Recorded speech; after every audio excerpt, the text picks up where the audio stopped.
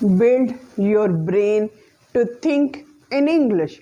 Sometimes it feels like that your brain has frozen up and you cannot just put up your thoughts and you cannot put up your conversation. It's your problem. So today your problem is going to be solved because I am going to share with you 5 full of practical and super funny and full of enjoyment moments, methods, because these methods are not the same the old ways, but you have to build your brain, English brain, through these methods. So without any delay, I am going to discuss all these 5 methods so that your brain can think only in English and you can speak in a natural way without getting stuck or without feeling the frustration or humiliation in any situation. So the number 1 method is build your English brain.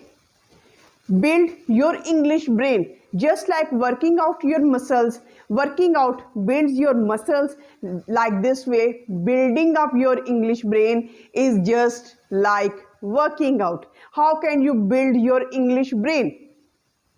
At first, it seems to be difficult, but with practice, you can only build your brain. Now, what is the idea behind it? The idea is that you just have to put one word in your brain. Putting one word in your brain means that you have to provide one word to your brain and let your brain flow like the chain. And your brain will draw a chain of different words associated and related with this word. For example, if I give a word coffee to my brain, now I have to let my brain flow and search for the words, related words, associated words with this word.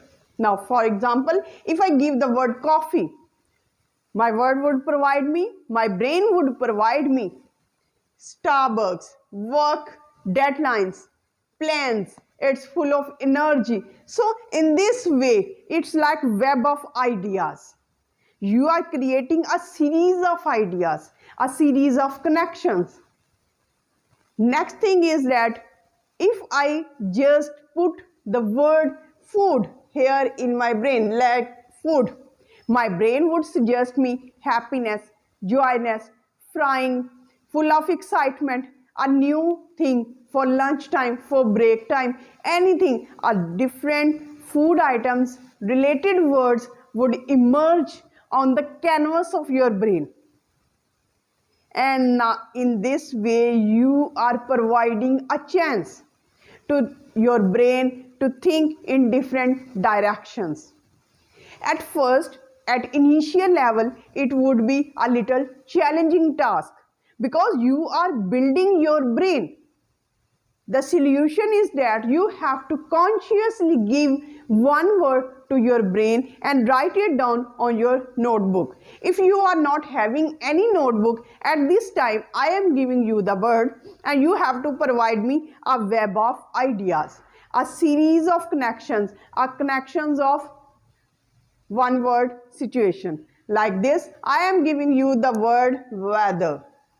Now you have to provide me the chain. And if you get an expert in expanding this chain, you will come to know that it's not chaining, you are building your brain muscles to think in English in different dimensions. This is an excellent way to color your English language. So the next thing, the next idea is autopilot mode. Autopilot mode. What is this autopilot mode? It saves you from getting stuck. Now, how can you convert your brain to an autopilot mode? Autopilot mode means that it is responding naturally, without the assistance of anyone, without getting stuck, without getting frustrated, without having any blankness.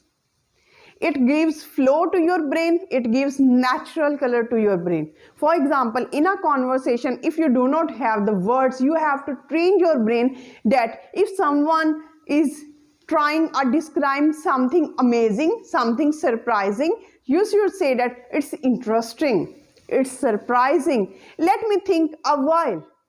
These kind of sentences will allow your brain a time to frame the exact sentences, and it will also add natural flavor to your brain. This is the exact way the natural speaker, the native speakers speak English language. So try this method. Another amazing method is waiting for you, and that method is speak in metaphors and analogies. Speaking in metaphors and analogies, what is this? When you are not describing the things directly, but you are making comparisons. When you are making comparisons, it in fact expands your way and it gives depth to your English language. For example, if you are busy, don't say I am busy. Just say I am juggling 10 things at one time. It will not only give the idea that you are busy, but how you are busy and how much you are busy will be given to the other person. Next thing, if you are just tired, just don't say I am tired. You can say that I am running short of my energy. So add color to your brain, and it will give in-depth analysis to your English language. So your brain will be much more mature in trying different situations, in trying different scenarios, drawing comparisons, metaphors, and by the usage of metaphors, by the usage of comparisons, you would seem to be full of knowledge. For example, you cannot say that, or you should not say that I am happy. You should say I am over the moon. I am over the moon. Use different kind of metaphors, analogies, idioms, phrasal verbs, because these are the natural flavors. So the next thing is that frame your emotions in English. Framing your emotions in English. In reality, why we stuck is that we just describe the things around us, but we do not describe our emotions. These are small moments, small sudden moments, but we are unable to describe these moments. For example, if we are happy, we should describe why we are happy. What is the state of our happiness? Give reasons. And how can you accelerate this happiness? When you are sad, why are you sad? Because when you describe your emotions, you describe them in a full length. You find your own words.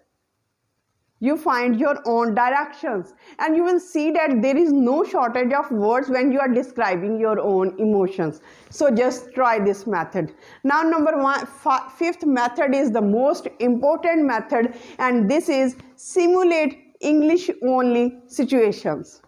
Now what is this simulating English only situations? It seems that you just have to imagine real life situations and find yourself that you are in the different real life situations. And what kind of words, what kind of phrases, what kind of metaphors, comparisons, and sentence structures you would use. In fact, this is an extension of building of your brain. Here you are not only providing one word, rather you are providing one situation, and you are creating a web of ideas, a web of concepts. For example, if you just say that I have to order, if I am at the restaurant, how can I order food? What kind of words I have to utilize? If you are not having any kind of words and terminologies, just Google down how to order the food at the restaurant, and you would come to know different kind of terminologies, word structures, sentence patterns according to this. And this is called creation of ideas, web of ideas, web of connections. You just have to put yourself in different kinds of scenarios, different kinds of real life situations. and then you have to create your own sentences. In this way you can build your brain, you can build your actual English brain to think in English. And when you are an autopilot in thinking English, you will speak English naturally and with flow, and you will not say that, oh, what a word, or which is this situation, how should I describe this situation, which is this color, how can I state my emotions. I am very happy, how can I say that I am very happy? Because the thing doesn't stop here, I am happy, I am sad. No, this is only one sentence. You have to create a chain with one sentence. If you are expert, or if you are at ease in creating this web of ideas,